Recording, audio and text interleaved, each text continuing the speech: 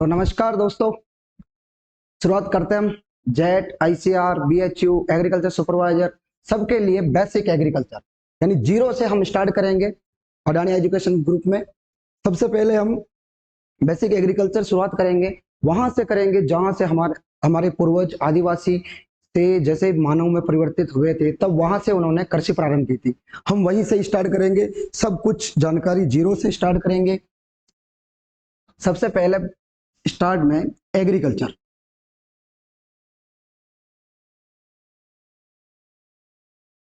Agriculture agriculture Hindi में अपन बोलते हैं उसको कृषि विज्ञान।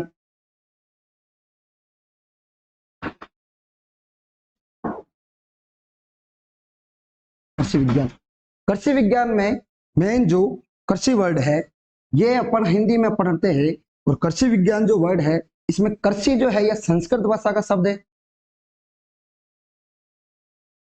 यानी कृषि विज्ञान केवल हमारे तक ही सीमित है, अपने तक ही सीमित है कि कृषि विज्ञान जो वर्ड है संस्कृत भाषा का है। अगर आपने कभी देखा भी होगा तो पेपर में आज तक एग्रीकल्चर वर्ड ही लिखा आया है, कृषि विज्ञान कभी लिखा नहीं आया। तो नॉर्मल जो मेन वर्ड है वो है एग्रीकल्चर। और एग्रीकल्चर जो वर्ड है वो लैटिन भाषा के लैटिन भाषा से लिया गया है। लैटिन भाषा से लिया गया कृषि विज्ञान शब्द में एग्रीकल्चर जो है वो agri plus culture, agri plus culture,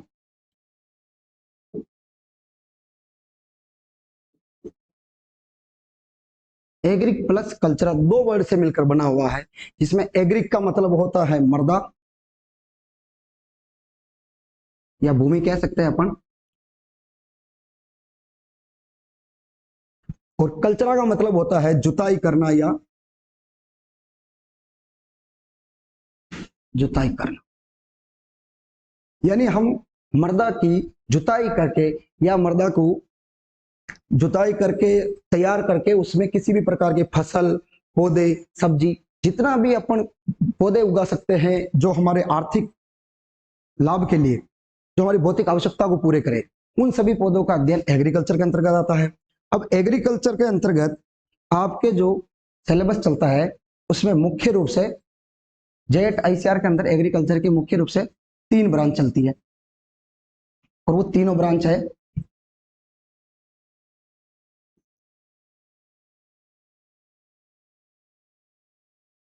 सबसे पहले है सस्य विज्ञान।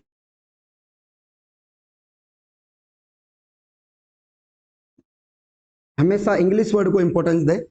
सस्य विज्ञान, सस्य विज्ञान को बोलते हैं एग्रोनॉमी।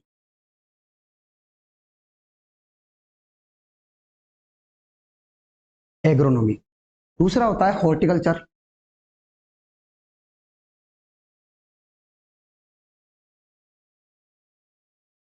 जिसको हिंदी में बागवानी बोलते हैं।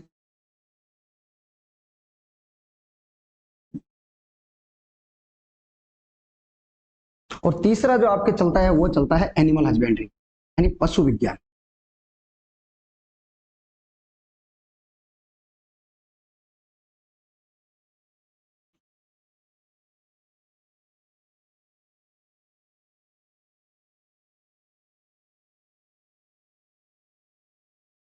Animal husbandry. अब नॉर्मली अपन देखता है कि सस्य विज्ञान जो है एग्रोनॉमी, एग्रोनॉमी के अंदर का फसलों का अध्ययन किया जाता है मुख्य रूप से। अगर मोटा मोटा तरीके से देखें तो फसलों का अध्ययन किया जाता है, ठीक है। और हॉर्टिकल्चर के अंतर्गत देखें तो हॉर्टिकल्चर की आगे और तीन ब्रांच चलती है। पोमोलॉजी,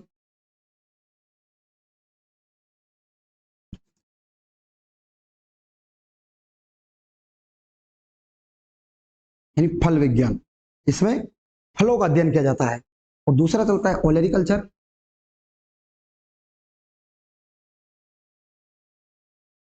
ओलेरिकल्चर इसमें सब्जियों का अध्ययन किया जाता है।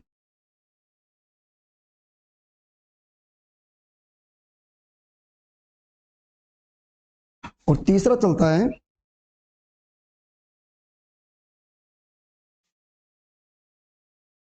फ्लोरिकल्चर।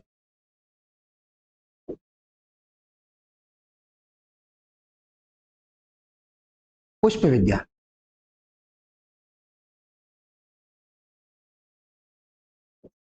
इसमें फूलों का अध्ययन किया जाता है। तो मुख्य रूप से देखा जाए तो हॉर्टिकल्चर के 3 टाइप्स चलते हैं, पोमोलॉजी, ओलरिकल्चर, फ्लोरिकल्चर। एग्रोनॉमी, एग्रोनॉमी सस्य विज्ञान, और पशु विज्ञान यानी एनिमल हस्बेंड्री। एग्रोनॉमी अगर मैं आपको नॉर्मल रूप से अगर वर्ड बताऊं तो एग्रोनॉमी जो है वो ग्रीक वर्ड है, इन ग्रीक भाषा से लिया गया वर्ड है एग्रोनॉमी। और हॉर्टिकल्चर देखे तो मैंने अभी आपको बताया था कि जिसके पीछे कल्चर आता है वो लैटिन वर्ड होता है। और अगर पोमोलॉजी देखें तो पोमोलॉजी में ये जो वर्ड है ये बहुत ही इंपॉर्टेंट है, जेट और आईसीआर के थ्रू कई बार पूछा हुआ क्वेश्चन है कि इसमें पोमोलॉजी एक अपवाद है, ये ग्रीक प्लस लैटिन दोनों वर्ड से मिला हुआ वर्ड है। तो ग्रीक और लैटिन दोनों वर्ड से मिला हुआ वर्ड है पोमोलॉजी। और बाकी ओलरी कल्चर में पीछे कल्चर मतलब लैटिन वर्ड, और फ्लोरिकल्चर में पीछे कल्चर मतलब लैटिन वर्ड। ठीक है, बाकी नाम से ही पता चल रहा है कि पोमोलॉजी में फलों का अध्ययन किया जाता है, ओलरिकल्चर में सब्जियों का अध्ययन किया जाता है, और फ्लोरिकल्चर में फूलों का अध्ययन किया जाता है।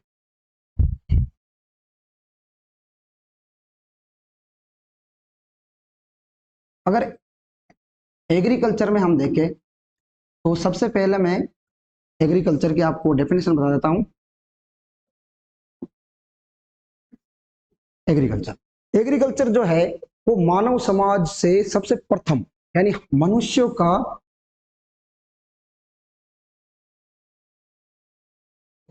जो प्राथमिक उद्यम है, उद्यम मतलब बिजनेस, जो मनुष्य सर्वप्रथम काम करना सीखा था वो कृषि ही सीखा था। तो प्राथमिक उद्यम है एग्रीकल्चर। और एग्रीकल्चर जब मनुष्य करने लगा था तब मनुष्य के पास कोई संसाधन नहीं थे, कुछ भी नहीं था, ऐसे ही खोद कर मिट्टी की जुताई करके उसमें धीरे धीरे बीज डालना प्रारंभ किए थे, जिससे यानी जब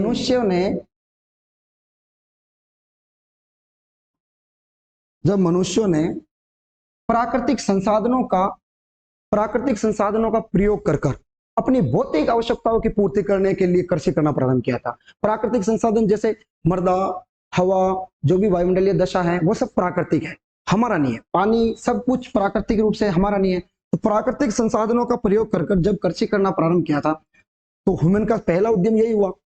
और इसके अंतर्गत अगर हम देखें कि कृषि विज्ञान के अंतर्गत भी जो पहला अपना एग्रोनॉमी है,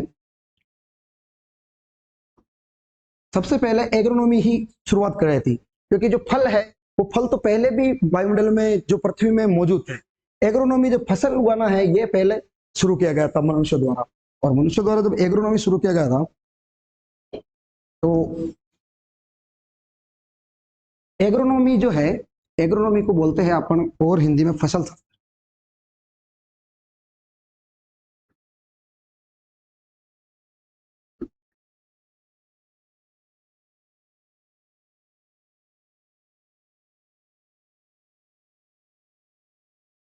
एग्रोनॉमी। एग्रोनॉमी में पहला टॉपिक मैं आपको यही बताता हूं कि एग्रोनॉमी का जो है सबसे पहले अगर देखा जाए तो जो लैटिन एक साइंटिस्ट था Peter D क्रेसेंजी,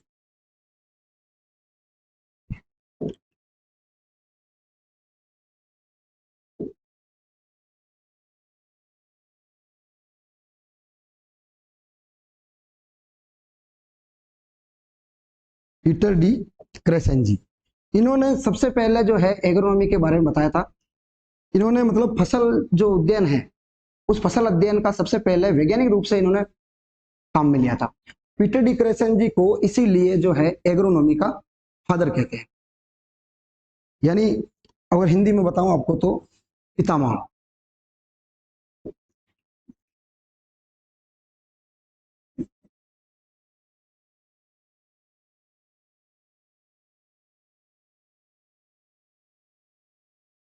father of agronomy.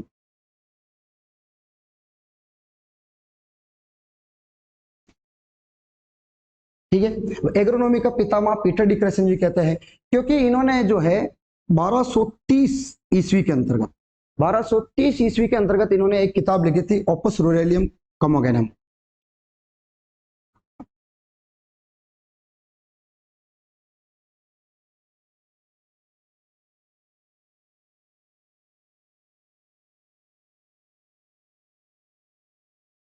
Opus रूरलियम कमोडिनम। इस पुस्तक में इन्होंने कृषि की बहुत सारी विधियां, बहुत सारे मेथड और बहुत सारे अलग अलग सिद्धांत बताए थे कि एग्रोनॉमी कैसे करते हैं, आपको कैसे कृषि करनी चाहिए, कैसे नहीं करनी चाहिए, क्या क्या प्रयोग करना चाहिए, ये सब। एग्रोनॉमी में जो मेन एग्रोनॉमी जो वर्ड है, इस वर्ड के बारे में भी सबसे पहले इन्होंने ही बताया था, क्योंकि ये लैटिन वर्ड है और लैटिन वर्ड में जो एग्रोनॉमी है उसमें ये एग्रोज plus nomos, एग्रोज plus nomos word से बना हुआ, जिसमें एग्रोज का मतलब होता है फील्ड, यानी खेत जो है अपन, खेत में, फील्ड में अपन जो भी कुछ करके, विधियां अपना के या अलग अलग प्रयोग करके जो अपन तैयार करते हैं फसल के लिए, पहले फील्ड। और नोमोस का मतलब होता है मैनेजमेंट, यानी फील्ड का मैनेजमेंट करके एक ही प्रकार की फसल उगाना। फसल जो है, अगर फसल नॉर्मल अगर अपन समझे कि फसल क्या है, तो फसल वो होता है जिसके बहुत सारी संख्याओं में उसके पौधों को एक ही खेत में एक ही समय में एक साथ उगाना फसल कहलाता है। और अगर एग्रोनॉमी की परिभाषा देखें अपन, तो कृषि विज्ञान की वह शाखा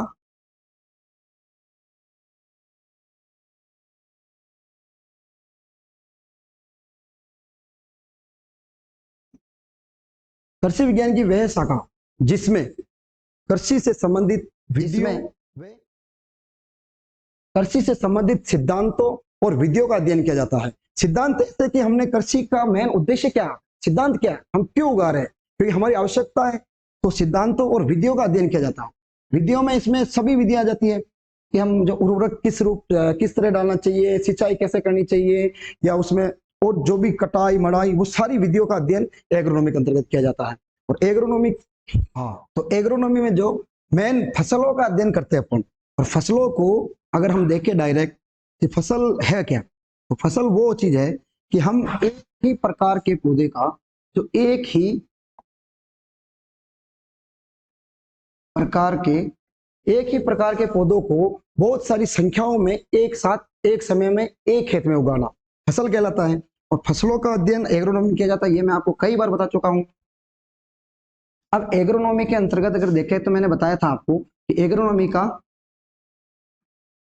जो सस्य विज्ञान है, सस्य विज्ञान का जो फादर है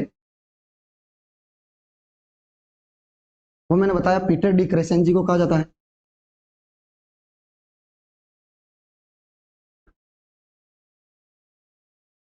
लेकिन अभी जो प्रेजेंट में जो आधुनिक काल है, आधुनिक काल में एग्रोनॉमी का फादर किसे कहा जाता है, तो वो अलग है।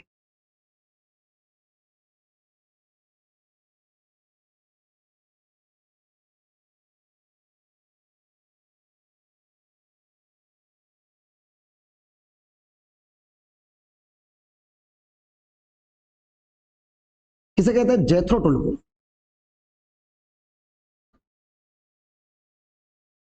जेथरो टुल ये कृषि विज्ञान में बहुत ही प्रसिद्ध वैज्ञानिक है, यानी इन्होंने बहुत कुछ किया है। जेथरो टुल जो है, इनको आधुनिक एग्रोनॉमी के पितामह के अतिरिक्त इनको फादर ऑफ वीड साइंस भी कहते हैं।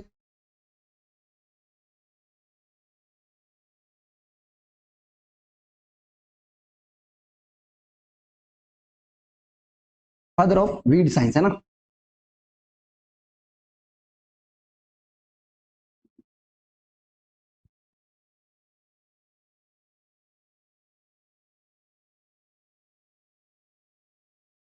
वीड साइंस के अंदर वीड को बोलते हैं हिंदी में खरपतवार विज्ञान, है ना। खरपतवार, खरपतवार तो आप जानते ही होंगे, नॉर्मल मैं आपको बेसिक बताता हूँ, बाकी आगे पूरा टॉपिक पढ़ाऊंगा। खरपतवार विज्ञान के अंतर्गत मतलब ऐसे पौधे जो अपन उगाते नहीं है, फसलों में मुख्य फसल के अतिरिक्त उगे हुए ऐसे पौधे जो अवांछित रूप से उगते हैं, हम नहीं उगाते, वो खरपतवार कहलाते हैं। और खरपतवार विज्ञान का जनक भी जेथरो टुल को कहते हैं। इसके अलावा जेथरो टुल को टिलेज का जनक भी कहते हैं। टिलेज, टिलेज का जनक भी कहते हैं। टिलेज मतलब भू परिष्करण,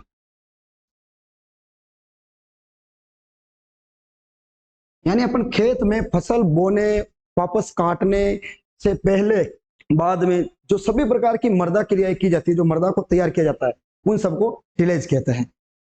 और जेथरो टुल ने टिलेज और वीड ये दोनों वर्ड अपनी एक किताब के अंदर यूज किया था, जिसका नाम है HHH यानी horse hoeing husbandry. Horse hoeing husbandry इनकी एक बुक है, जिसके अंदर इन्होंने वीड का, टिलेज का, इन सभी शब्दों का प्रयोग किया था।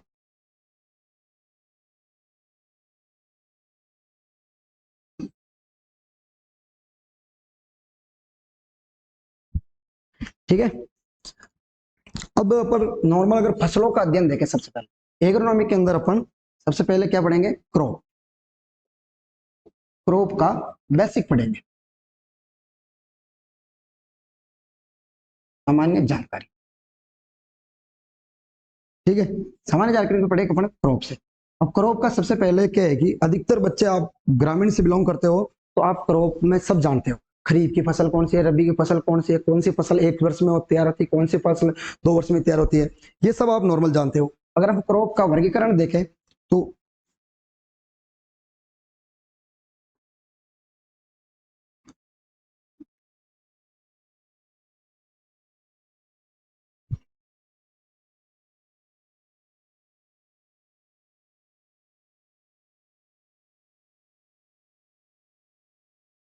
क्रॉप का क्लासिफिकेशन यानी वर्गीकरण, फसलों का वर्गीकरण।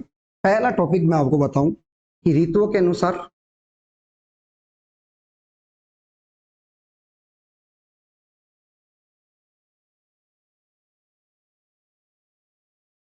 ऋतुओं के अनुसार यानी ऋतु अपन जानते हैं, खरीफ ऋतु, रबी ऋतु, जायद ऋतु, 3 प्रकार की ऋतु मुख्य रूप से होती है। अब ऋतुओं के अनुसार भी कौन सी फसल खरीफ में बोई जाती है, कौन सी फसल रबी में बोई जाती है और कौन सी फसल जायद में बोई जाती है, ये तीनों इंपॉर्टेंट है कि भाई आपको ये तो पता होना चाहिए कि खरीफ की फसल कौन सी है, रबी की फसल कौन सी है, जायद की फसल कौन सी है।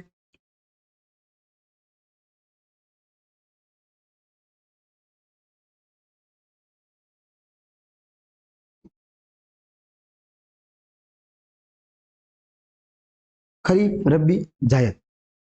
खरीफ की जो फसल है, ये खरीफ की फसल किसे कहेंगे, खरीफ की फसल उसे कहेंगे वे फसलें जिनकी बुआई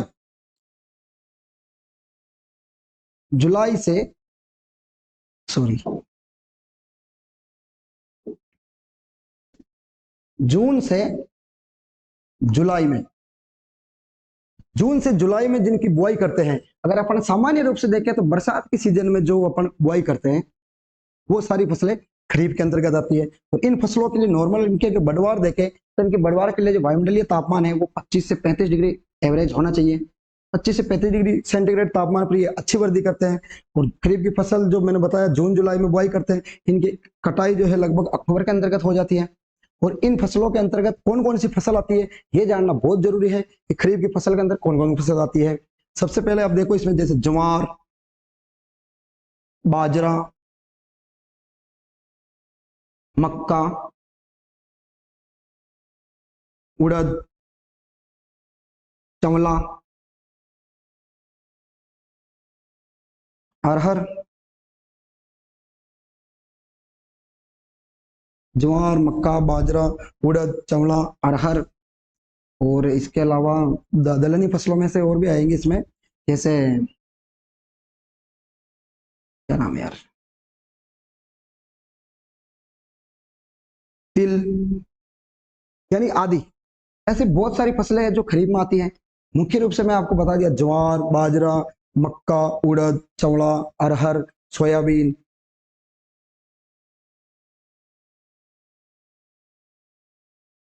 ये सारी फसलें खरीफ में आती है। और खरीफ की फसल की सामान्य पहचान है, बरसात के सीजन में चलने वाली फसलें हैं जो नॉर्मली जुलाई, जून जुलाई के अंदर बुआई कर जाते हैं, अक्टूबर में उनकी कटाई कर लेते हैं। और इनके अंदर जो सामान्य टेम्परेचर है वो 25 से 35 डिग्री सेंटीग्रेड चाहिए इनको बढ़वार के लिए। ठीक है, इसके अतिरिक्त रबी फसलें, रबी फसलें अगर देखें तो रबी फसलें किससे कहते हैं, सामान्य रूप से अपन अगर देखें कि रबी फसलें तो मैंने बताया, जैसे इसको बताया मैंने बरसात के सीजन में, तो ये सर्दी के सीजन में इनकी बुआई की जाती है। और इनकी बुआई जो है वो अक्टूबर नवंबर, अक्टूबर नवंबर में इनकी बुआई कर देते हैं। और इनकी जो बढ़वार के लिए नॉर्मल जो तापमान है वो 15 से 20 डिग्री सेंटीग्रेड का तापमान चाहिए। 15 से 20 डिग्री सेंटीग्रेड पे जो है इनके पौधे अच्छी वृद्धि करेंगे, अच्छा प्रोडक्शन देंगे। अब इसमें आने वाली अगर फसलें देखें तो गेहूं, जौ,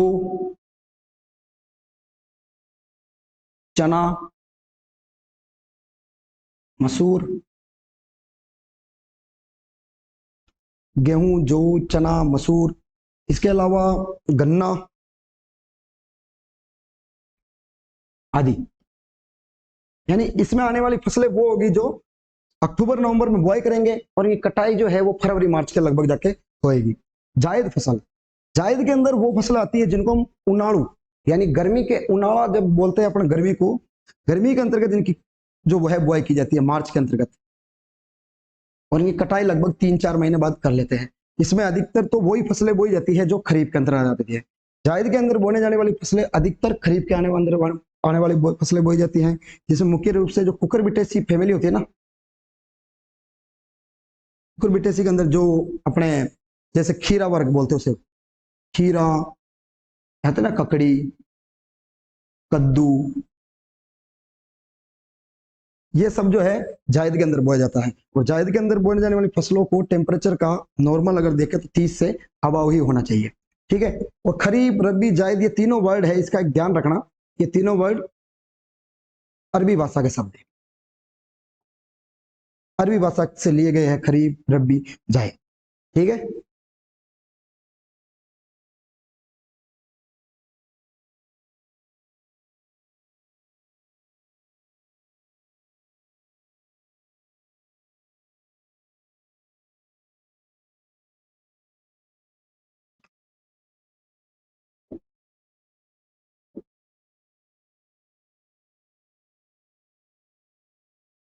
नेक्स्ट क्लास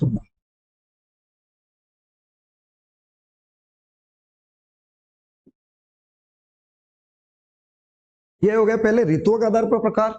अब अगर अपन देखें कि हम फसलों को बो रहे हैं तो उसका दूसरा अगर हम वर्गीकरण देखें तो वो है आर्थिक उद्देश्य का आधार।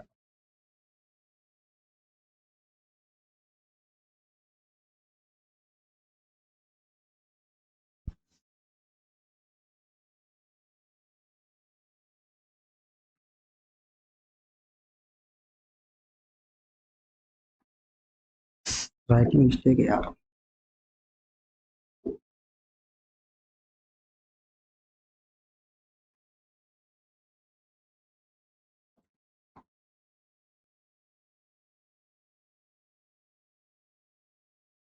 आर्थिक उद्देश्य के आधार पर यानी हमने जो फसल बोई है वो हम किस कारण बोल रहे हैं, मतलब किस काम के लिए हम बोल रहे हैं। जैसे पहला अगर देखें इसके अंतर्गत तो खाद्यान्न फसलें,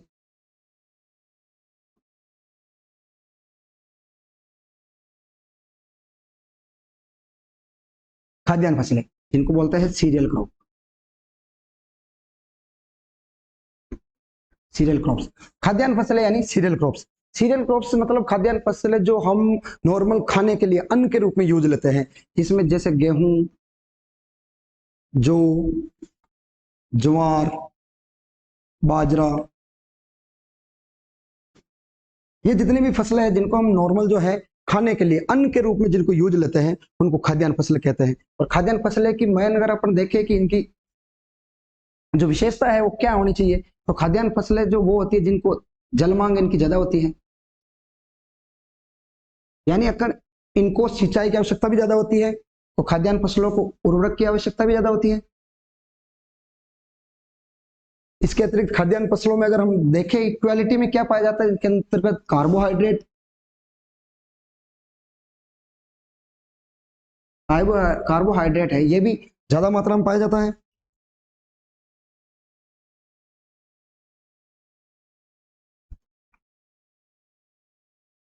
कार्बोहाइड्रेट भी ज्यादा मात्रा में पाया जाता है। और एक आपको मैं बाद में बताऊंगा एक टर्म, कटाई सूचकांक।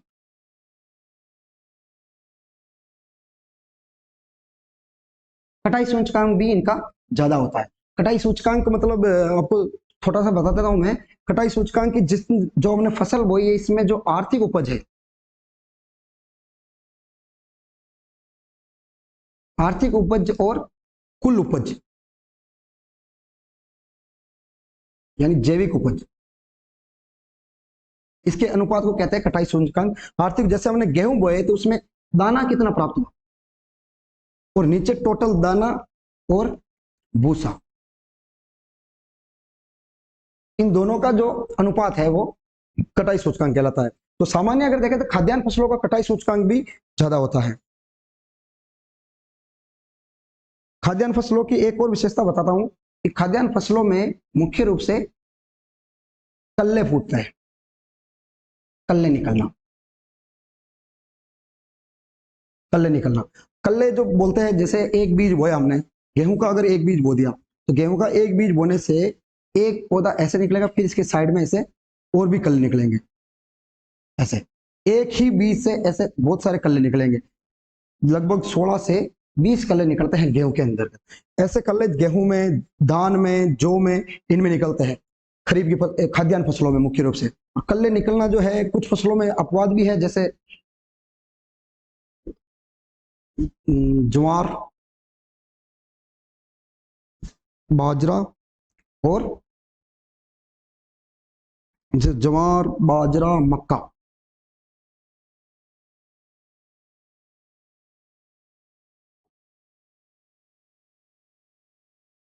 मक्का इनके अंतर्गत जो है कल्ले नहीं निकलते हैं, यानी एक बीज से केवल एक ही पौधा तैयार होगा, उसके ऊपर कुछ नहीं होगा। जबकि गेहूं, जौ, धान, इनमें एक बीज के एक पौधा मुख्य होने के अतिरिक्त भी साइड में कल्ले निकलते हैं, टिलर्स बोलते हैं जिनको। ठीक है, नेक्स्ट देखिए अगर, तो आर्थिक उद्देश्य क्या हो गया अपना। आर्थिक उद्देश्य का जो पहला है वो है खाद्यान्न, और खाद्यान्न के अंतर्गत यानी हम जो बो रहे हैं फसल, वो क्यों बो रहे हैं, क्योंकि हमें खाद्यान्न चाहिए। ठीक है, अब इनका दूसरा अगर देखें,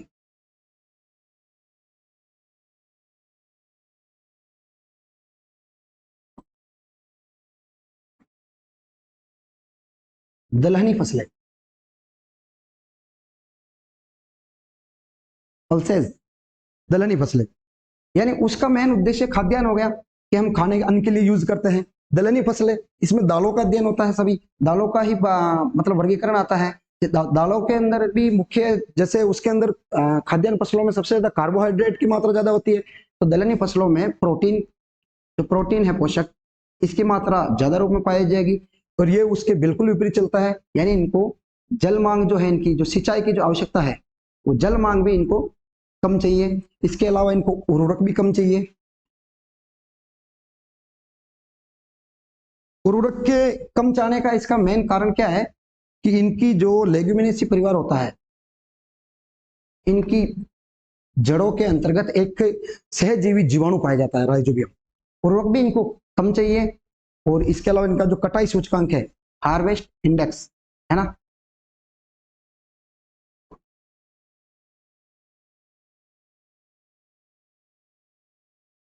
कटाई सूचकांक भी कम होता है। यानी इनके जो नॉर्मल है वो भूसा बहुत ज्यादा प्राप्त होता है, और मेन जो दाने की उपज है, वो जो जैविक उपज है वो ज्यादा होती है, और जो अपने आर्थिक उपज है, जो हम काम लेते हैं मेन दाना, वो बहुत कम होता है। तो इनका जो हार्वेस्ट इंडेक्स है वो भी कम होता है। और दलहनी फसलों को जो उर्वरक की मात्रा कम होती है ना, इसका मेन कारण क्या है कि दलहनी फसलों की जो जड़ें होती हैं, इन जड़ों के अंदर एक सहजीवी जीवाणु पाया जाता है, ऐसे गांठों के अंतर्गत। ठीक है, जिसका नाम है राइजोबियम जीवाणु।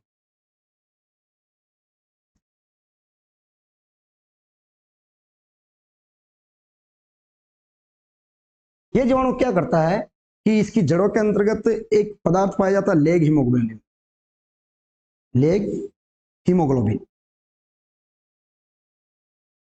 लेग हीमोग्लोबिन की सहायता से ये क्या करता है, वायुमंडल के अंदर आपको पता है सबसे ज्यादा नाइट्रोजन गैस है, और ये क्या है कि वायुमंडलीय नाइट्रोजन गैस को ग्रहण करके उसको नाइट्रेट में बदल देता है। और नाइट्रेट जो है, ये पौधों का मेन उपयोग लेने वाला जो रूप है नाइट्रोजन का, वो है नाइट्रेट। नाइट्रेट के रूप में परिवर्तित कर देता है राइजोबियम जीवाणु, और इसके बदले पौधों से क्या लेता है, ये भोजन। यानी पौधे जब अपनी पत्तियों में वाष्पोत्सर्जन की क्रिया के तहत जब खाना बनाते हैं, तो खाना को जड़ों में आता है, और जड़ों से ये जीवाणु यूज ले लेता है, और इसके बदले जीवाणु क्या करता है, नाइट्रोजन का स्त्रीकरण करता है, वायुमंडलीय नाइट्रोजन को नाइट्रेट में परिवर्तित करके नाइट्रोजन का स्त्रीकरण कर देता है। और नाइट्रोजन जो है वो पौधों को मेन, अपनी वनस्पतिक वृद्धि के लिए जो मेन उद्देश्य है, वो वानस्पतिक वृद्धि का जो मेन है वो नाइट्रोजन ही होता है, नाइट्रोजन से ही पौधा वृद्धि करेगा। ठीक है। और दलहनी फसलों में अगर देखें कौन कौन सी आती है, जो दलहनी फसलें जो है पल्सेस, इसमें जैसे चना, मटर, अरहर, इसके अलावा जितनी भी दाल आती है, मूंग, उड़द, चवला, ये सभी दलहनी फसल होती है। और दलहनी फसलों की जो मेन अगर अपन परिवार देखें, जो इनकी फैमिली है, तो मुख्य रूप से इनका परिवार होता है लेग्यूमिनेसी।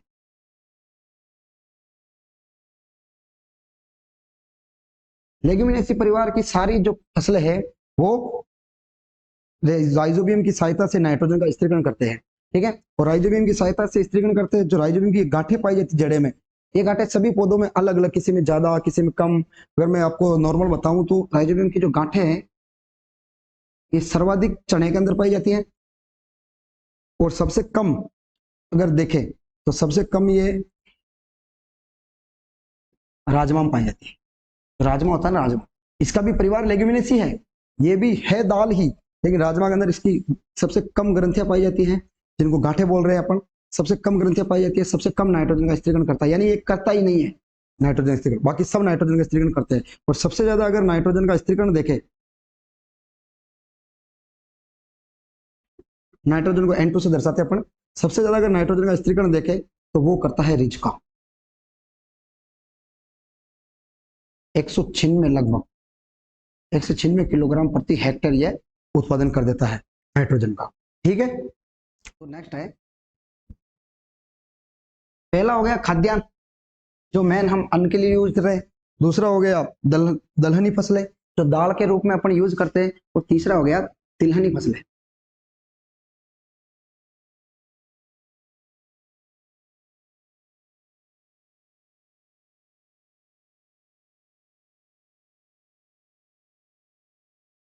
ऑयल क्रॉप, जो अपन मेन तिलहनी फसलें, जो तेल के मुख्य उद्देश्य क्या होता है, तेल प्राप्त करना।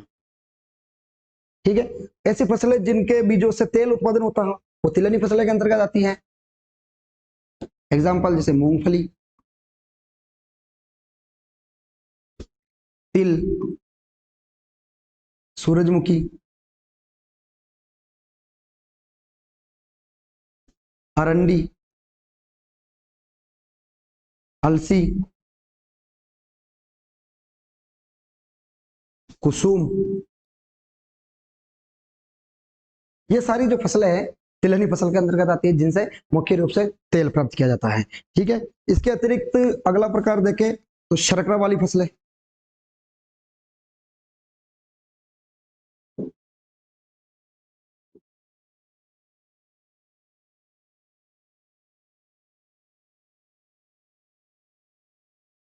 ऐसी फसलें जिनमें मुख्य रूप से कार्बोहाइड्रेट बहुत ज्यादा मात्रा में पाया जाता है, जो शर्करा, जो मेन अपन खाने के अंदर मीठा जो यूज करते हैं ना अपन, शक्कर, शक्कर के अंदर बहुत ज्यादा कार्बोहाइड्रेट पाया जाता है। तो शर्करा जो है, शर्करा वाली फसलें जैसे मेन आता है गन्ना, गन्ना होता है ना सुगर केन, गन्ने से ही शक्कर बनती है, गुड़ बनता है, तो इसके अंतर्गत जो है शर्करा की मात्रा बहुत ज्यादा पाई जाती है, गन्ना। इसके अलावा शुगर बीट, क्या बोलते हैं, चुकंदर, और ज्वार की कुछ ऐसी भी किस्में हैं जो मतलब पशुओं को भी मीठी लगती है, जिसमें लगभग 17% तक जो है वो कार्बोहाइड्रेट की मात्रा, शर्करा की मात्रा पाई जाती है। ठीक है। चार प्रकार हो गए। अगला प्रकार देखे अपन तो रेशे वाली क्रॉप।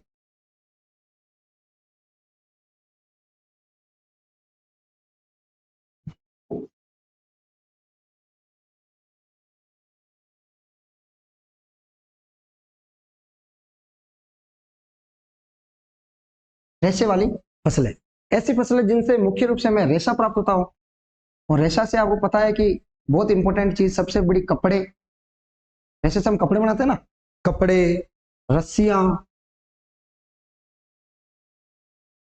बोरियां, ये सब हम रेशे से बनाते हैं। और रेशे वाली फसलें जो है मुख्य रूप से अगर अपन देखें एग्जाम्पल कौन कौन सी है रेशे वाली फसलों के, तो सबसे बड़ा एग्जाम्पल आप जानते ही हो, कपास, जूट, जूट मुख्य रूप से रस्सियां और बोरियां बनाने में काम होता है, पटसन,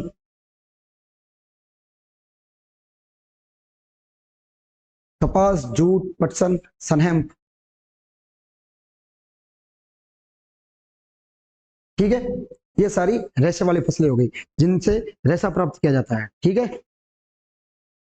इसके अलावा और अगर छोटे छोटे प्रकार देखे तो जैसे मसाले वाली फसलें,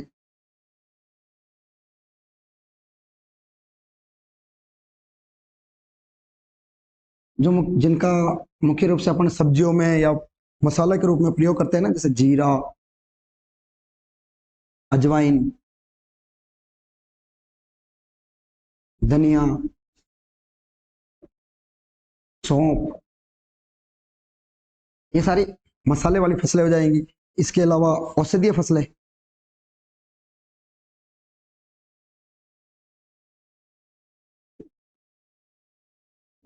जिनसे औषधियां प्राप्त की जाती है,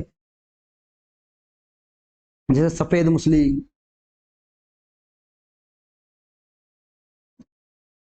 सफेद मूसली, अश्वगंधा।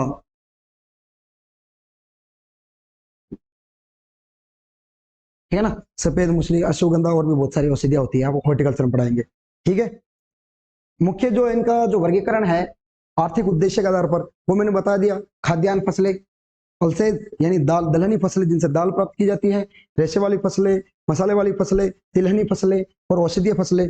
ठीक है, इसके अलावा एक प्रकार और अगर आपको नॉर्मल बताऊं, उद्दीपक फसलें।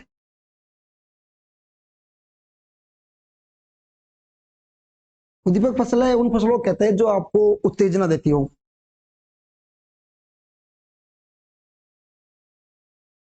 उत्तेजना मतलब शरीर में ऐसा आपको ताकत फील हो, जैसे चाय पीते हैं ना अपन, चाय, कॉफी,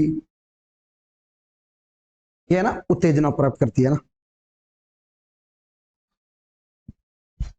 ठीक है, ये आर्थिक उद्देश्य के आधार पर अपने प्रकार हो गया।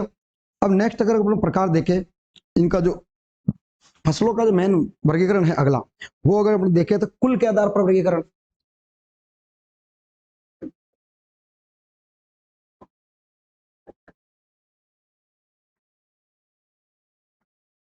ठीक है, कुल के आधार पर, कुल यानी होता है फैमिली। फैमिली के आधार पर अगर वर्गीकरण देखें, ये बहुत याद होना सबकी बहुत जरूरी है, हर क्रॉप की फैमिली याद होना बहुत जरूरी है। क्रॉप के फैमिली के आधार पर अगर देखें तो सबसे पहले अपन ग्रेमिनी, ये फसलों के परिवार के नाम है, यानी फसलों की फैमिली का नाम है ग्रेमिनी। तो ग्रेमिनी को अपन और एक नया नाम है इसका पोएसी। ग्रेमिनी या पोएसी कुल, इसके अंतर्गत कौन कौन सी फसल आती है, तो डायरेक्ट आप एग्जांपल याद रखोगे, गेहूं,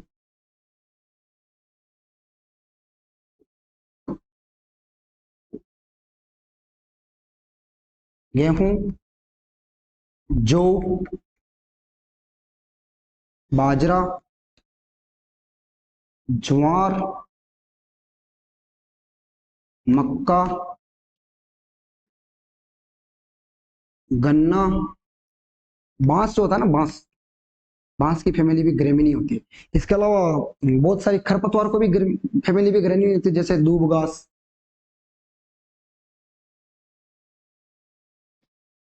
ठीक है, गेहूं, जौ, बाजरा, ज्वार, मक्का, गन्ना, बांस, दूब घास, इनकी फैमिली हो गई ग्रेमिनी फैमिली।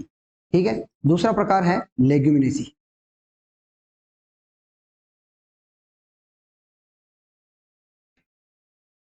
मैंने आपको पहले ही बताया था, लेग्यूमिनेसी के अंतर्गत अतिरिक्त जो है अधिकतर जो फसलें हैं वो दलहनी फसलें हैं, जैसे चना, अरहर, मसूर, चना, अरहर, मसूर, उड़द, मूंग। इसके अलावा मूंगफली की भी फैमिली लेग्यूमिनेसी ही है। मूंगफली, मूंगफली और रिजका, रिजका जो होता है ना चारा, रिजका, बरसीम, सोयाबीन।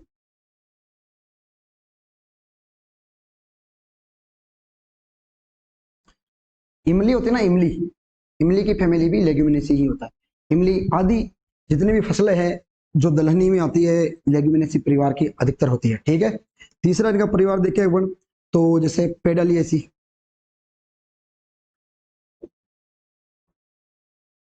पेडालिएसी परिवार का एक मोस्ट जो उदाहरण है वो है तिल। और ये क्वेश्चन जेट आईसीआर में कई बार पूछा हुआ क्वेश्चन है कि तिल की फैमिली कौन सी है, तो तिल की फैमिली है पेडालिएसी। ठीक है, चौथा प्रकार अगर अपन देखें तो क्रूसीफेरी,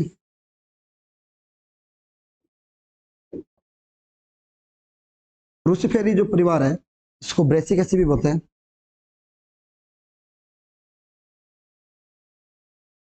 इसके अंदर मुख्य रूप से सरसों, गोभी वर्ग,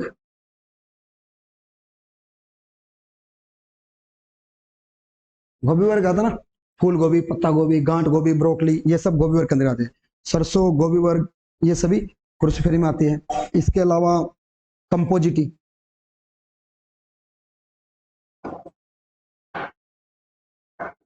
कंपोजिटी के अंदर आ जाएगा कुसुम, सूरजमुखी। ठीक है, कुसुम, सूरजमुखी ये आ गया कंपोजिटी के अंदर का। इसके अलावा सोलेनेसी,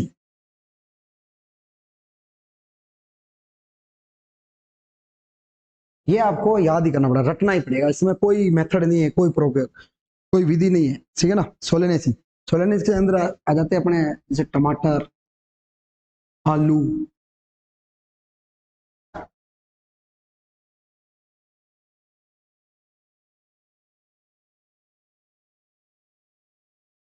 टमाटर, आलू, बैंगन।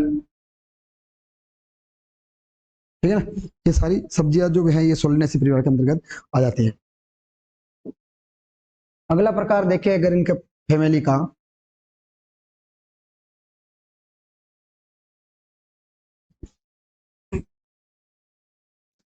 अम्बेलीफेरी,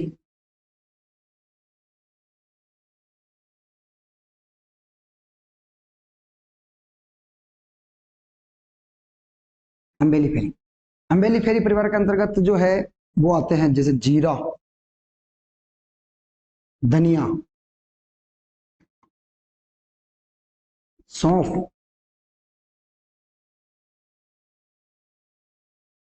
जीरा, धनिया, सौंफ, और अम्बेलीफेरी के अंतर्गत आती है गाजर। ठीक है, ये आती है अम्बेलीफेरी के अंतर्गत। और अगला प्रकार देखें अपन तो चीनोपोडियसी,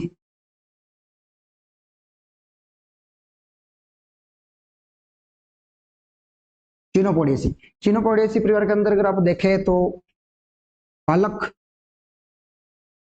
और एक बथुआ, बथुआ, बथुआ को अपन सामान्य भाषा में मतलब चीलड़ा या चील बोलते हैं ना, जिसकी सब्जी बनाते हैं अपन। गेहूं का मुख्य खरपतवार है ये, गेहूं का मुख्य खरपतवार है बथुआ। और इसके जो निवारण के लिए जो इनका प्रयोग किया जाता है वो रसायन 2,4-D होता है। गेहूं, दान, जौ, गेहूं और जौ में मुख्य रूप से बथुआ एक खरपतवार है। ठीक है,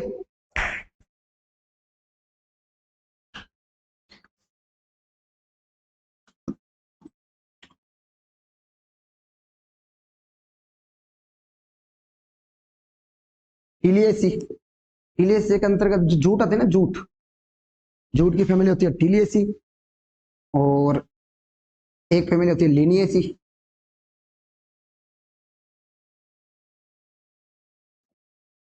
अलसी की फैमिली होती है। ठीक है, और मालवेसी,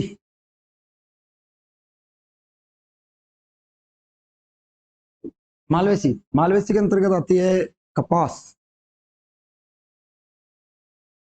भिंडी, ये मालवेसी परिवार के अंतर्गत आता है। ठीक है, दो प्रकार, तीन प्रकार हो गए। अगला प्रकार अगर देखें आपको तो विशेष प्रकार जो विभिन्न फसलों का मतलब अलग अलग प्रकार से उनका जो टर्मिनोलॉजी है उसके अनुसार अगर प्रकार देखें तो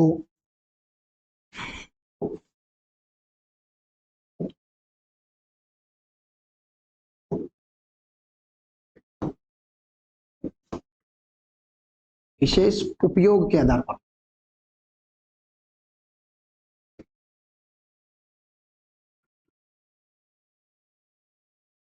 ठीक है।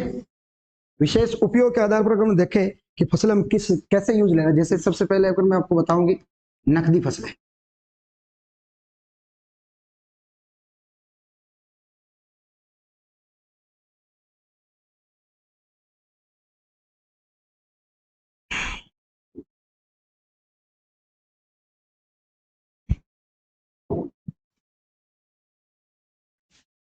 क्या बोलते हैं इनको, कैश क्रॉप। कैश क्रॉप, नकदी फसलें यानी कैश क्रॉप। नकदी फसलें उनको कहेंगे कि ऐसी फसलें जिनको हम उगाने के बाद अपन उनकी कोई क्रिया नहीं कर सकते, यानी घरेलू रूप से हम उसे ज्यादा यूज नहीं कर सकते, इनकी हम कोई ऐसी क्रिया नहीं कर सकते कि हम घर पे इनकी कोई क्रिया नहीं कर सकते। जैसे कपास, अगर कपास हमने उत्पादन कर दिया तो हम घर पे ही उनके कपड़े तो बना नहीं सकते, उनको फैक्ट्री या मार्केट में तो भेजना ही पड़ेगा, तो कपास को बाहर भेजना पड़ेगा। ऐसे ही गन्ना, वो गन्ना हमने उत्पादन कर दिया 1 हेक्टेयर 2 हेक्टेयर, तो हम गन्ना का क्या करें, हम अपन खा तो सकते ही नहीं है, खाएंगे कितना खाएं, थोड़ा बहुत खा लेंगे, लेकिन उत्पादन जितना होता है उसके अकॉर्डिंग तो अपने को इसको मार्केट में भेजना ही पड़ेगा। तो गन्ना हो गया, इसके अलावा चाय, चाय का उत्पादन भी हम करने के बाद हमें मार्केट में भेजना ही पड़ेगा। यानी ऐसी फसलें, नकदी फसलें कहते किसे, ऐसी फसलें जिनको हम घर पर कोई क्रिया करके या कोई भी उसका रूप परिवर्तन नहीं कर सकते, उनको हमें बेचना या मार्केट में भेजना ही पड़ेगा, तो इन सबको क्या कहते हैं, कैश क्रॉप। इसमें अगर देखें गन्ना आ गया, आलू, तंबाकू,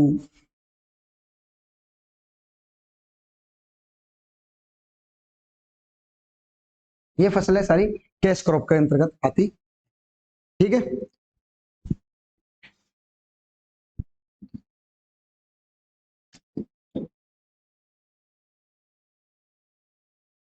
दूसरा होता है कैच क्रॉप।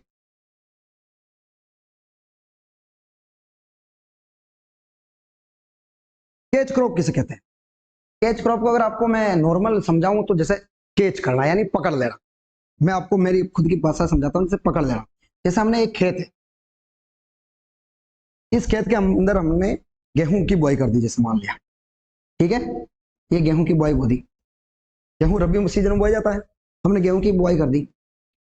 अब क्या हुआ कि जैसे आप समझ लो कि सर्दी में पाला पड़ गया, और पाला पड़ने से क्या है कि गेहूं की फसल खराब हो गई, गेहूं की फसल खराब हो गई। अब खराब हो गई, अभी गेहूं की फसल खराब होने के बाद अगर हम जायद बोना चाहे तो जायद की फसल बुआई में भी अभी समय बाकी है। जैसे गेहूं की फसल ये देख लो आप दिसंबर में खत्म हो गई, अब जायद की फसल तो अपन दिसंबर में बो नहीं सकते, तो दिसंबर से मार्च तक का जो देखा आप 3 महीने का टाइम है, 2-3 महीने का टाइम है। तो ऐसी फसल जो मुख्य फसल के खराब होने के बाद और अगली फसल की बुआई में अगर देरी हो, तो इनके मध्य के समय में जो हम फसल बोते हैं, जिससे क्या है कि जो मेन अपनी फसल जो गेहूं है, जिस जो हो मतलब नष्ट हो गई है किसी कारणवश, जैसे पाला से नष्ट हो गई है, तो नष्ट होने के बाद ये फसल जो हम बोएंगे केच क्रॉप, केच क्रॉप जो बोएंगे वो आर्थिक जो अपने जो हानि होगी ना उसका थोड़ा कम कर देगी। यानी गेहूं की फसल तो पूरी बर्बाद हो गई है, लेकिन इसकी जो हानि है उस हानि की भरपाई के लिए बचे हुए बीचले समय में हम कम अवधि की जो फसल उगा देते हैं, कम अवधि की फसल उगाते हैं, जिससे आर्थिक जो हानि है उसमें थोड़ा बहुत सहायता हो जाए या थोड़ा बहुत फायदा हो सके। ठीक है ना। तो कैच क्रॉप अगर देखें तो कहते किसे कि ऐसी फसलें, कैच क्रॉप ऐसी फसलें जो जब मुख्य फसल के नष्ट होने पर और अगली फसल की बुआई में देरी होने में बीच में बचे हुए समय में कम अवधि में ही तैयार हो जाती है, उसको कैच क्रॉप कहते हैं। अब कम अवधि में तैयार होने वाली फसल वो होनी चाहिए जो 2-3 महीने में अपनी उत्पादन भी दे दे। इसमें मुख्य रूप से अगर अपन देखें तो मूंग आ जाएगा, चमला, उड़द। खरीफ सीजन की अगर फसल बर्बाद हो जाए तो मुख्य रूप से ये उगाया जाता है। रबी में अगर फसल खराब हो जाए तो अलसी, है ना। ऐसी फसल है जो कम समय में अपना जीवन चक्र पूर्ण करके उत्पादन दे देती है। जिससे बस मेन उद्देश्य क्या है कि जो अपनी आर्थिक हानि होती है ना, जैसे मैंने समझाया कि गेहूं अगर हमारी खराब हो गई है तो गेहूं नष्ट होने से जो हानि हुई है उसकी लगभग थोड़ी बहुत तो भरपाई ये कर ही लेगी, और बीच का बचा समय हम खेत में कुछ उगा भी नहीं सकते क्योंकि अगली फसल में भी बहुत देरी है, तो इसे क्या बोलते हैं, कैच क्रॉप। ठीक है।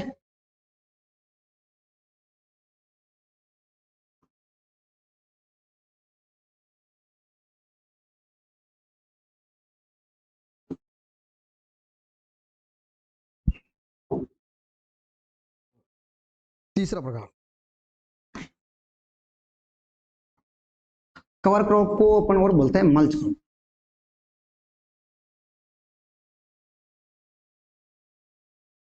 या हिंदी में बोलते हैं पलवार,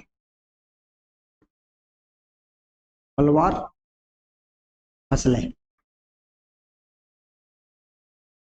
यानी ये क्या करती है कि इस फसल का जो मेन जो अपन बोलते हैं कवर क्रॉप, कवर क्रॉप क्या है कि ये मृदा का जो है संरक्षण करती है। जैसे ये मृदा है, अब यहाँ पे डायरेक्ट अगर देखें कि अपन मृदा का अपर्दन होता है ना, एक स्थान से दूसरे स्थान पर जाना, यहाँ से मृदा जैसे हवा पानी इनकी वजह से मृदा यहाँ से दूसरे स्थान पर परिवर्तित हो जाती है, जगह अपना स्थान परिवर्तन कर लेती है। तो इस स्थान परिवर्तन को रोकने के लिए जो है कवर क्रॉप का प्रयोग किया जाता है या कवर क्रॉप उगाते हैं। इसमें ऐसी क्रॉप बोते हैं कि जो अपनी जड़ से ज्यादातर मृदा को बांध के रखती है और इनकी जो पत्तियां होती है वो भी ऊपर ऐसे फैलती है, जिससे क्या है कि हवा या बरसात का डायरेक्ट मृदा से कांटेक्ट नहीं हो। अगर हवा या बरसात का डायरेक्ट मृदा से कांटेक्ट नहीं होगा तो मृदा का संरक्षण नहीं होगा, यानी मृदा की हानि नहीं होगी, शरण नहीं होगा। अगर मृदा का शरण नहीं होगा तो इनको पलवार फसलें इसलिए बोलते हैं कि ये ऊपर जो है ना मृदा को संरक्षण देती है, यानी मृदा का बचाव करती है। ठीक है, अब कवर क्रॉप परिभाषा अगर देखें तो ऐसी फसलें जो मृदा को आर्थिक ऐसी फसलें जो मृदा की उपजाऊपन जो होता है ना, मृदा का उपरला उपजाऊपन या मृदा के शरण को, जो इरोजन होता है ना मृदा का, तो ऐसी फसलें जो मृदा के इरोजन को या मृदा के इरोजन यानी शरण को रोकता है और मृदा की जो है उपजाऊपन को बनाए रखता है।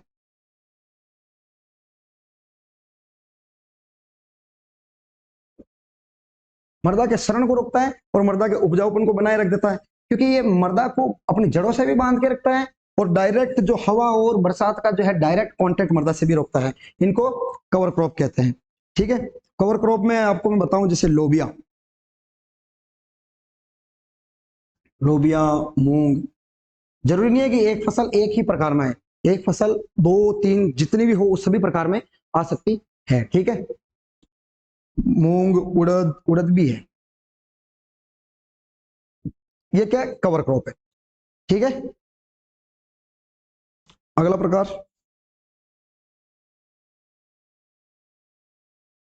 कवर क्रॉप समझ गए ना। चौथा प्रकार हरी खाद वाली फसलें।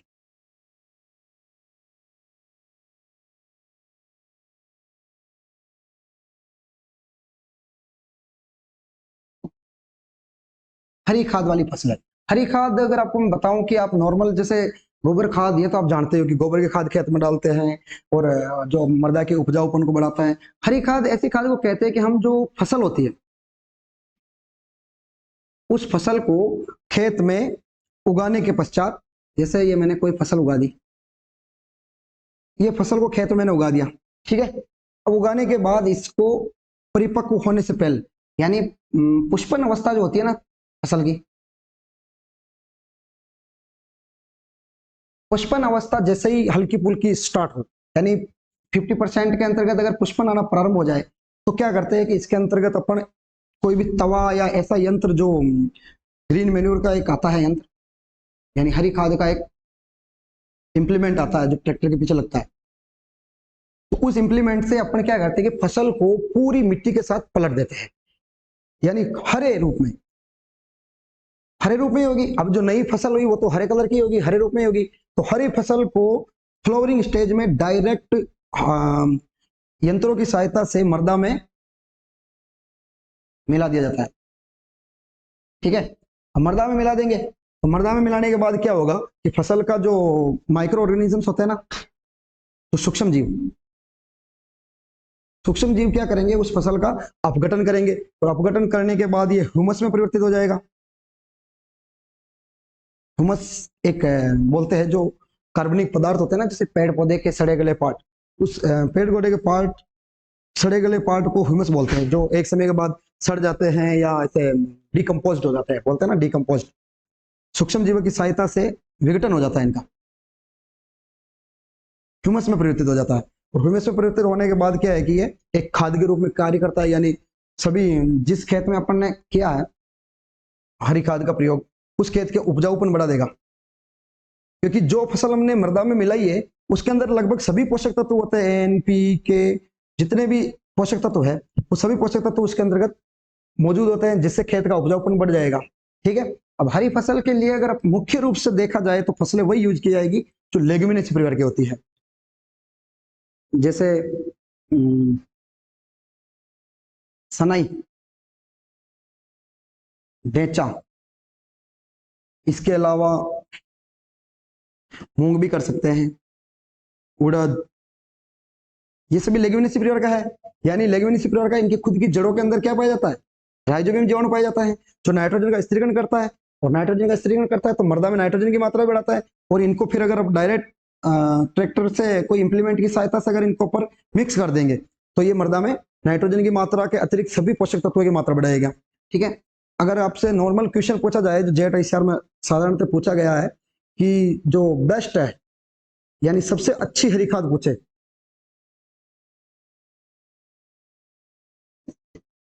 सबसे अच्छी हरी खाद अगर पूछे तो वो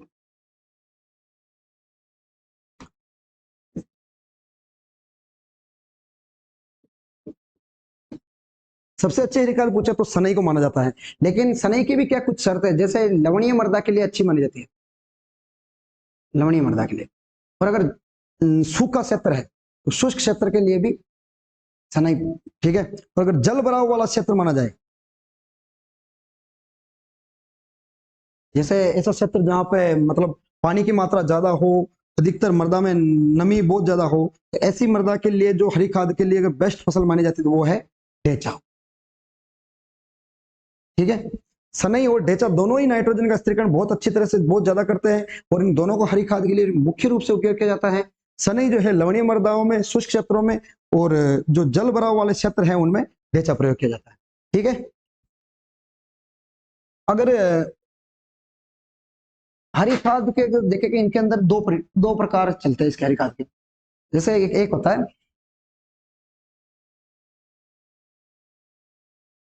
इन सिटू, एक होता है एक्स सिटू।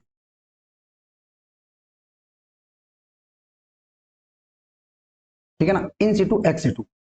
इन सिटू के अंतर्गत तो ऐसे बताऊं, जैसे आपको मैंने ये खेत है, इस खेत में मैंने जैसे ढेंचा उगा दिया, ठीक है, इस खेत में मैंने ढेंचा उगा दिया, और ढेंचा की जैसे ही फ्लावरिंग स्टेज आई, और फ्लावरिंग स्टेज में मैंने क्या किया है कि इसके ऊपर ट्रैक्टर से जो भी तवा हल घुमा देता है, तो ये इसी खेत के अंतर्गत रह गया। यानी जिस खेत में बोई गई फसल, जिस खेत में फसल उगाई है मैंने,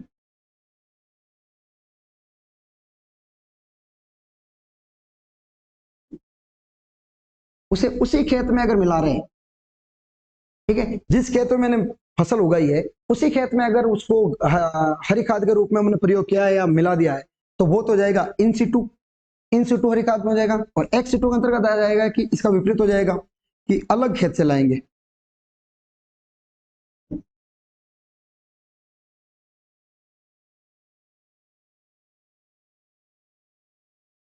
जैसे मैंने इस खेत में उगाया और यहाँ पे अलग खेत है, तो इस खेत में उगाने के बाद यहाँ की जो फसल है उसको काट कर फिर इसके अंदर मिलाया जाता है, तो इसे बोलेंगे एक्स सिटू। ठीक है, हरी खाद का हो गया। पांचवा प्रकार ट्रैप क्रॉप,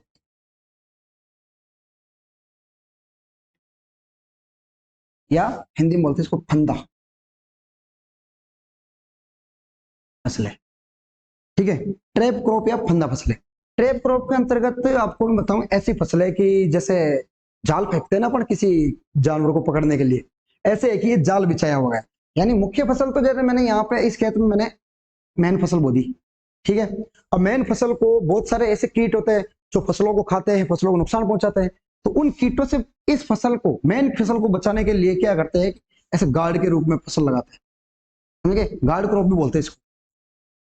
गार्ड होता है ना, गार्ड जो सुरक्षा करता है, गार्ड क्रॉप भी बोलते हैं ना। तो इस मुख्य फसल को बचाने के लिए ऐसी फसल लगाना जो उस कीट को ज्यादा आकर्षित करे, कीट को ज्यादा अच्छी लगे, ज्यादा प्रिय हो, तो इसको क्या बोलेंगे, ट्रैप क्रॉप या फंदा फसलें। इसकी अगर डेफिनेशन देखें अपन तो मुख्य फसल को कीटों से बचाने के लिए, मुख्य फसल को कीटों से बचाने के लिए ऐसी फसल उगाना जो कीटों को ज्यादा आकर्षित करे। जैसे कपास, कपास की फसल जैसे मैंने मुख्य फसल के रूप में उगा दी। अब कपास को क्या है कि इसकी एक लाल बग आती है, लाल कीट जो होता है इसका, लाल बग, रेड बग, ये इसको हानि पहुंचाता है। लेकिन रेड बग क्या है कि कपास की फैमिली भी मालवेसी होती है, ठीक है, और मालवेसी फैमिली भिंडी की भी होती है। पर ये कीट क्या करता है कि कपास की बजाय भिंडी को खाना ज्यादा पसंद करता है, ठीक है, कपास की बजाय ये भिंडी को ज्यादा खाना पसंद करता है। तो हम क्या करते हैं कि बीच में तो बो दिया हमने कपास, और कपास के चारों ओर हमने बो दी भिंडी। तो इस कीट का जो प्रकोप है वो पहले भिंडी पे दिखाई देगा, और भिंडी पे दिखाई देगा तो हमें पता चल जाएगा, हम इसका निवारण भी कर सकते हैं, केमिकल वेमिकल छिटक के इसे नष्ट भी कर सकते हैं, ठीक है।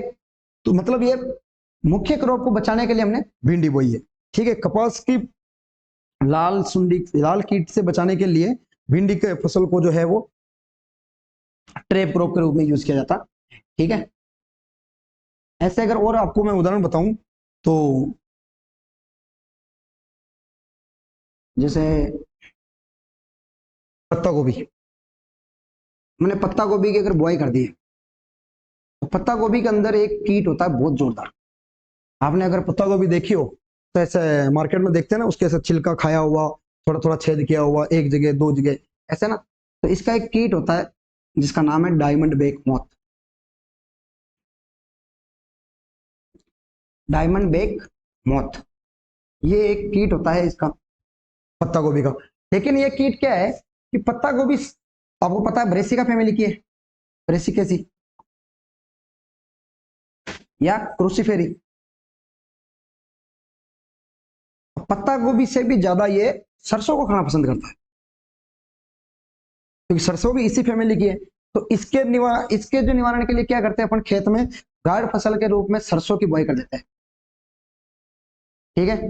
अब सरसों की बुआई कर देंगे तो ये कीट पत्ता गोभी की बजाय सरसों को ज्यादा नुकसान पहुंचाएगा, ठीक है। और डायमंड बेक मॉथ, ये इसका आपको साइंटिफिक नाम भी बता देता हूँ, चलो, फ्लूटेला जाइलोस्टेरा है ना,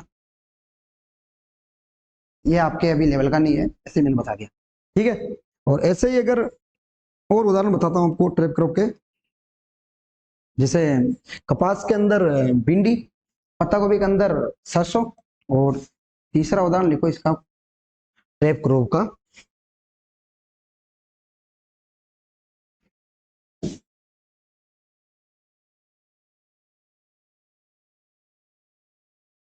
चने के अंतर्गत अरहर का पौधा।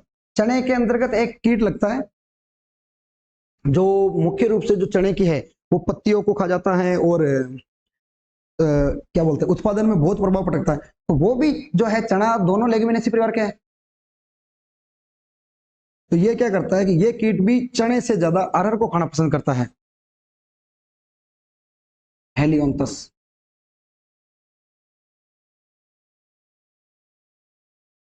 हेलियोंथस स्पीशीज का एक कीट है जो चने से ज्यादा अरहर को खाना पसंद करता है, ठीक है।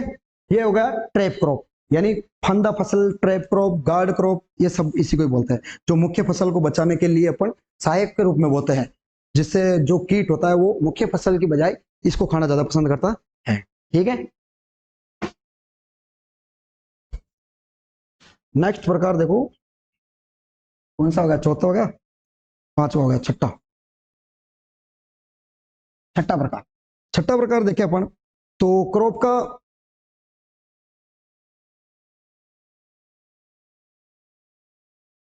इंडिकेटर क्रॉप, हिंदी में बोलते हैं सूचक फसलें, ठीक है। इंडिकेटर क्रॉप के अंतर्गत ऐसी फसल आती है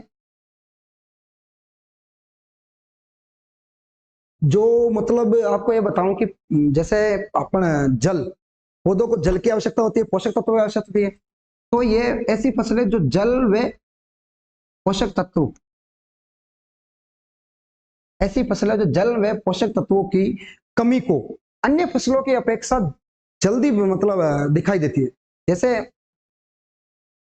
कोई जैसे कि जल की कमी है, हमने बहुत सारी फसलों, जैसे 2-3 फसलें हो गई, जैसे जवार, बाजरा, मक्का, ये हमने जैसे एक साथ बुआई कर दी।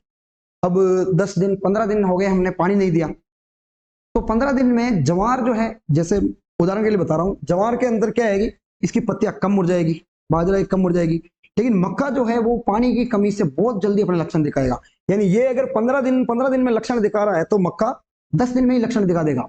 इन 10 दिन में इसकी पत्तियां मुड़ जाएगी और ये पानी की डिमांड हो जाएगी, दिखाई देने लग जाएगा भाई इससे पानी की कमी है। तो ये इंडिकेट कर रहा है, यानी हमें सूचित कर रहा है कि भाई हमें इस चीज की आवश्यकता है। तो इंडिकेट क्रॉप में जल जल की कमी कौन दर्शा रहा है? मक्का, क्योंकि मक्का जो है वो जल की प्रति बहुत ज्यादा संवेदनशील होता है, यानी उसको बहुत आवश्यकता भी होती है। मक्का एक ऐसी क्रॉप है कि जल की अधिकता होगी तो भी खराब हो जाएगा और जल की कमी होगी तो भी खराब हो जाएगा। तो जल की जो इंडिकेटर है, इंडिकेटर समझ में आ गया ना, मैंने बताया ना, सूचक फसलें। सूचक फसलें ऐसी फसलें बताया मैंने अभी जो किसी जल या विशेष पोषक तत्व को अन्य फसलों की अपेक्षा जल्दी प्रदर्शित करती हो, जल्दी दिखाती हो। इस जल की कमी को कौन दर्शाता है? मक्का। और वेरी वेरी इंपॉर्टेंट, बोरोन एक पोषक तत्व होता है ना, बोरोन।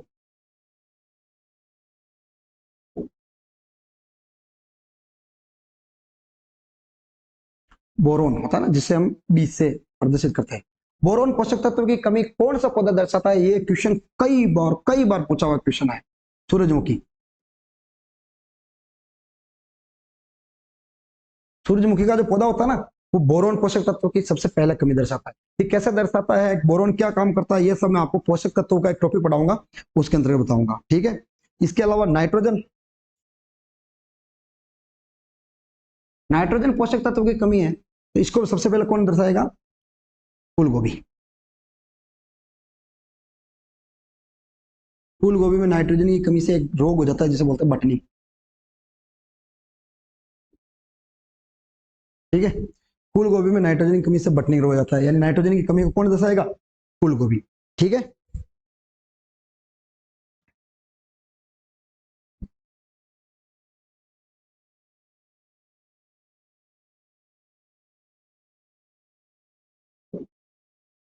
नेक्स्ट प्रकार देखे अपन 7 नंबर का,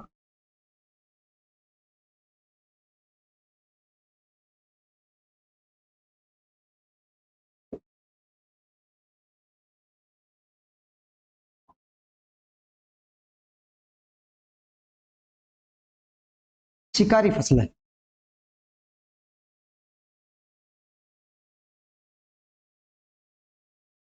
क्या बोलते हैं? प्रे क्रॉप, यानी शिकारी फसलें।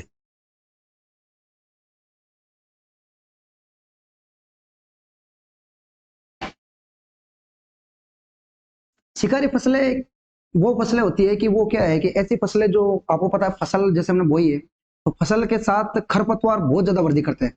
अधिकतर खरपतवार ऐसे होते हैं कि मुख्य फसल को ही दबा देते हैं और अपनी वृद्धि बहुत ज्यादा कर लेते हैं।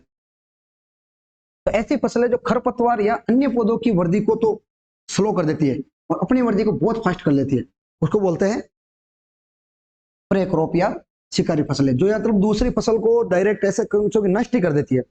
और इसका बेस्ट उदाहरण बताता हूं, बरसीम। बरसीम एक ऐसी फसल है कि बरसीम जब वृद्धि करती है, तब इसके साथ उगने वाले सारे खरपतवारों को ये पीछे छोड़ देती है। खरपतवारों को ये पीछे छोड़ के बहुत ज्यादा वृद्धि कर लेती है। तो इसकी वृद्धि होने पर इनको मुख्य रूप से प्रकाश नहीं मिलेगा। सूरज की प्रकाश तो बहुत इंपॉर्टेंट होता है ना पौधों के लिए। इनको प्रकाश नहीं मिलेगा, भोजन की भी कमी हो जाएगी, तो ये ऑटोमेटिकली नष्ट होने लग जाते हैं। इसलिए बरसीम को शिकारी फसल के नाम से भी जाना जाता है, ठीक है। नेक्स्ट प्रकार, ये इनका मुख्य उपयोग के आधार पर प्रकार हो गया।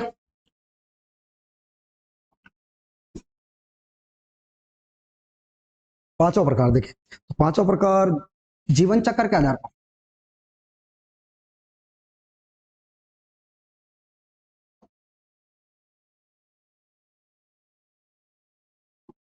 जीवन चक्र के आधार पर, लाइफ साइकिल तो चलती है ना पौधों की, जीवन चक्र के आधार पर देखें तो मुख्य रूप से पौधे 3 प्रकार के होते हैं।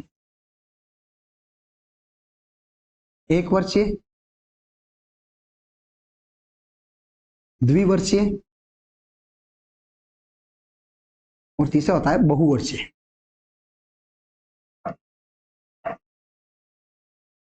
कृषि में वर्ष का मतलब आप ऐसा नहीं कि पूरा 12 महीने समझो, एक ऋतु को भी वर्ष के रूप में ही जाना जाता है कृषि में। जैसे मैंने यहाँ पे मक्का बो दिया, ठीक है, तो मक्का क्या है कि बोने के बाद एक ही ऋतु, खरीफ ऋतु में बोया तो खरीफ ऋतु में ही मक्का जो है वो प्रोडक्शन दे देगा, उत्पादन दे देगा, तो ये एक ऋतु में तैयार हो गया, तो इसे एक वर्षीय पादप कहेंगे।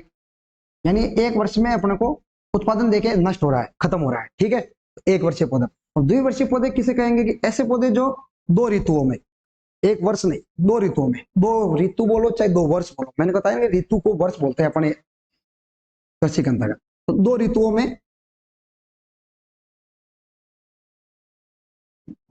दो ऋतुओं में अपना उत्पादन दे रहे हैं, ठीक है, यानी अपना जीवन चक्र पूरा करने में दो ऋतु लग रहे। और बहुवर्षीय जिनको दो से अधिक, यानी 3-5 साल, 3 साल, बहुत ज्यादा टाइम लगता हो, ठीक है। तो जीवन चक्र के आधार पर देखें तो एक वर्षीय फसलें जो एक वर्ष में अपना जीवन चक्र पूरा कर रहे हैं, ठीक है। और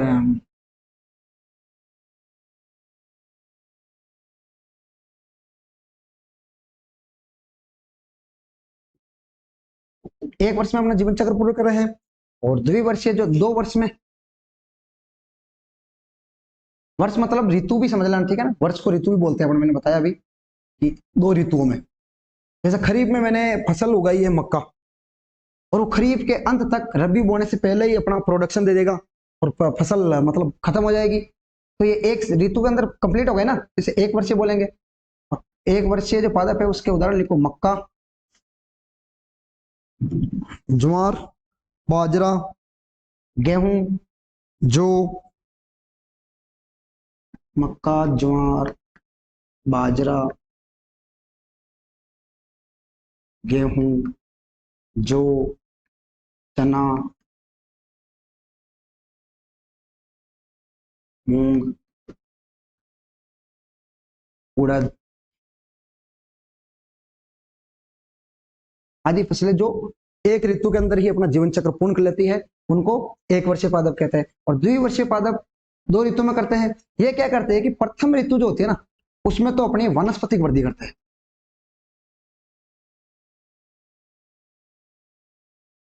यानी वानस्पतिक वृद्धि ये क्या है कि प्रथम ऋतु के अंदर केवल बढ़ते जाएंगे, बढ़ते जाएंगे, बढ़ते जाएंगे, बीज का उत्पादन नहीं देंगे। और फिर दूसरी ऋतु आएगी तब क्या करेंगे, ये बीजों का उत्पादन देंगे, ठीक है। अब द्विवर्षीय के अंतर्गत जैसे लहसुन, प्याज। अब आप सोचोगे कि लहसुन प्याज तो 4 महीनों में तैयार हो जाते हैं, तो 4 महीनों में तो लहसुन प्याज तैयार होते नहीं है, क्योंकि 4 महीनों में ये लहसुन और प्याज जो हम यूज करते हैं वो पौधों की बीज नहीं है। लहसुन जो हम यूज करते हैं वो पौधों की कली है, और प्याज हम यूज करते हैं ये बल्ब है। यानी ये लहसुन और प्याज दोनों है, ये तने के प्रकार है, नहीं कि बीज है।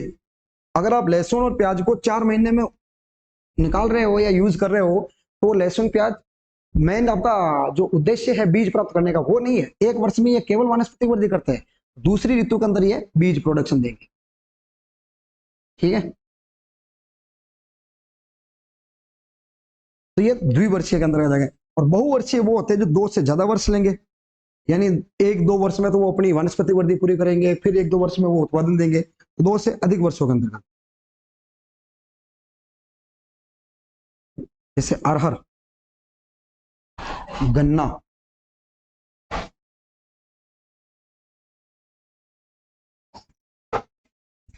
चल रही है। हाँ। जीवन चक्र के आधार पर एक वर्षीय, द्विवर्षीय और बहुवर्षीय 3 प्रकार, ठीक है। इसके आगे हम अगली क्लास में पढ़ेंगे। तो अगली क्लास में हम वापस एग्रोनॉमी का जैसे क्रॉप पैटर्न है, यानी सस्य scheme, crop pattern, crop rotation, ये सब अगले पीरियड में स्टार्ट करेंगे, ठीक है। Thank you Adani education group से जुड़ने के लिए, धन्यवाद।